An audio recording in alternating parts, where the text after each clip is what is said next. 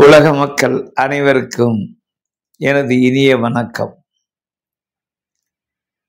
இன்றைய தொடரிலே ஆண்மை குறைவு எரெக்டல் டிஸ்ஃபங்க்ஷன் இம்பட்டன்சி என்ற தலைப்பிலே கருவறை முதல் கடைசி வரை தொடர்கின்ற அந்த பயணத்தில் என்னென்ன இடர்கள் மருத்துவ ரீதியாக ஏற்படுகிறது என்பதை விரிவாக ஒவ்வொரு நாளும் பார்த்து கொண்டிருக்கின்றோம். இன்றைய தினம் குழந்தை பிறந்தவுடன் நாம் சொல்லுகின்றோமே, இந்த பெண்ணிற்கு குழந்தை பிறந்திருக்கின்றது என்று அதை டெலிவரி என்று நாம் சொல்லுகின்றோம், மகப்பேறு என்று சொல்லுகின்றோம். ஆனால் பிறந்த குழந்தை ஆண் குழந்தையாக இருக்கின்ற அந்த பட்சத்தில் தாயினுடைய கர்ப்ப அறையிலேயே 9வது மாதத்தில் உடல் ரீதியாக சிறுநீரகத்திற்கு பக்கத்திலே, ஆங்கிலத்திலே கிட்னி என்று சொல்லுவோம், இங்கே இனவிருத்தி உறுப்புகளில் விதைக்காய் டெஸ்டிஸ் என்று அழைக்கப்படுகின்ற 2 உறுப்புகளும் அருகருகே இருக்கின்றது. ஆனால் குழந்தை பிறப்பதற்கு முன்பாக அந்த விதைக்காய் இங்கோயினல் அந்த ஏரியா வழியாக விதைப்பை ஸ்க்ரோட்டல் சாக் என்கின்ற அந்த பைக்கு வந்து சேர வேண்டும். இதுதான் இயற்கை. அப்படி வராத பட்சத்தில் அது தன்னுடைய வயிற்று பகுதியிலேயே தங்கி இருந்தால் குழந்தை பிறந்து 2 வருடங்களுக்குள் அந்த நோய்க்கு வைத்தியம் பண்ண வேண்டிய அவசியம் இருக்கின்றது. We call it undescended testis. கீழே இறங்காத விதைப்பைக்கு இறங்காத விதைக்காய்களுடன் அந்த குழந்தை பிறந்திருக்கிறது. ஏனென்றால் எதிர்காலத்திலே அதற்கு மகப்பேறு, குழந்தை பிறப்பு, குடும்ப வாழ்க்கை அத்தனையிலும் இந்த விதைக்காயின் வளர்ச்சிதான் டெஸ்டோஸ்டிரான் என்கின்ற அந்த ஹார்மோனை உற்பத்தி செய்வதோடு மட்டுமல்லாமல் உயிரணுக்களை உற்பத்தி செய்கின்ற இடமும் அதுதான். இறைவன் அதை எப்படி விசித்திரமாக படைத்திருக்கின்றான். உடலுக்கெல்லாம் ஒரு உஷ்ணநிலை, டெம்பரேச்சர் 98.4 டிகிரி ஃபாரன்ஹீட் என்று சொல்லுவோம்.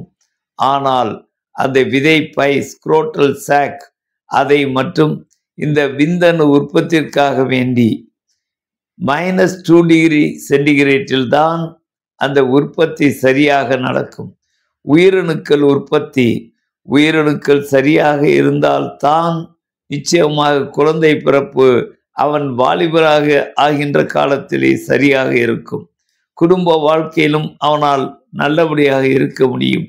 எனவே பிறந்த குழந்தைக்கு கூட பிறவியிலே அன்டிசெண்டட் டெஸ்டிஸ் அது ஏற்படும் பட்சத்திலே மருத்துவரிடம் காண்பித்து அந்த குறிப்பிட்ட காலத்திலே பிறந்த உடனேயே அந்த குழந்தைக்கு அந்த ஆபரேஷனை பண்ண வேண்டிய கட்டாயம் பெற்றவர்களுக்கு இருக்கின்றது. பிறந்த குழந்தை ஆண் குழந்தை என்ற மகிழ்ச்சி மட்டும் இல்லை, அந்த விதைக்காய் டெலிவரியாகி அவருடைய பைக்குள் வந்திருக்கிறதா என்பதை முதற்கன் அவர்கள் டாக்டர்களிடம் சென்று காண்பித்தால் அவனுடைய எதிர்கால வாழ்க்கை, திருமண வாழ்க்கை நன்றாக அமையும் என்பதை இந்த நேரத்திலே கூறிக்கொள்ள ஆசைப்படுகின்றேன். இரண்டாவதாக, சிறு வயதிலே ஆண்களை பாதிக்கின்ற ஒரு அம்மை நோய், அதை பொண்ணுக்கு வீங்கி ஆங்கிலத்திலே மம்ஸ் என்று கொள்வோம், பெராட்டிட் கிளாண்ட் ஸ்வெல்லிங், காது அருகில் இருக்கின்ற அந்த உமிழ்நீர் சுரப்பி வீங்கி இருந்தால், வைரஸ் காரணமாக வீங்கி இருந்தால் அது விதைக்காயை பாதிப்பதோடு மட்டுமில்லாமல் எதிர்காலத்திலே அவருக்கு ஆண்மை குறைவு போன்ற நோய்களை ஏற்படுத்துவதற்கு அந்த சிறு வயதிலே வந்த பொண்ணுக்கு வீங்கி என்று சொல்கிறோமே, அம்மக்கட்டு என்று சொல்கிறோமே, குவைக்கட்டு என்று சில கிராமங்களிலே கூறுவார்கள். இந்த 2 நோய்களை பற்றியும் நாங்கள் நோயாளிகளிடம் விசாரிக்கின்ற பொழுது இது 2ம் நடந்ததா என்று பார்ப்போம். இது மிக மிக முக்கியமான ஒன்று. இந்த நேரத்திலே இன்னொன்றையும் நான் கூறிக்கொள்ள ஆசைப்படுகிறேன். சிறு வயதிலே கவனிக்காமல் இருக்கின்ற ஒரு சில நோய்கள், உதாரணமாக மூட்டு வலி என்று கூறுகிறோமே, ருமேட்டிக் ஆர்த்ரைட்டிஸ், அந்த ருமேட்டிக் ஃபீவரால் வரக்கூடிய அந்த நோயை கவனிக்காமல் விட்டால் அது அந்த இருதயத்திலே அவருக்கு மைட்ரல் வால்வு என்று சொல்லக்கூடிய அந்த மைட்ரல் வால்வை பாதிக்கின்றது. சிறு சிறு விஷயங்கள் தான். நாங்கள் ஆங்கிலத்திலே மாணவர்களுக்கு சொல்லுகின்ற பொழுது, it licks the joint but bites the heart என்போம்.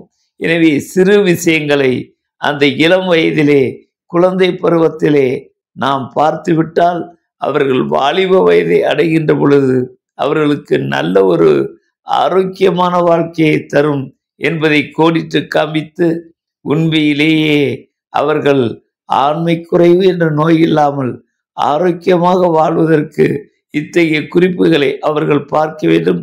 இதை நாங்கள் எங்களிடம் வருகின்ற பொழுது குறிப்பாக கேட்டு எழுதிக் கொள்வோம் என்பதை தெரிவித்துக் கொள்கிறேன். நன்றி.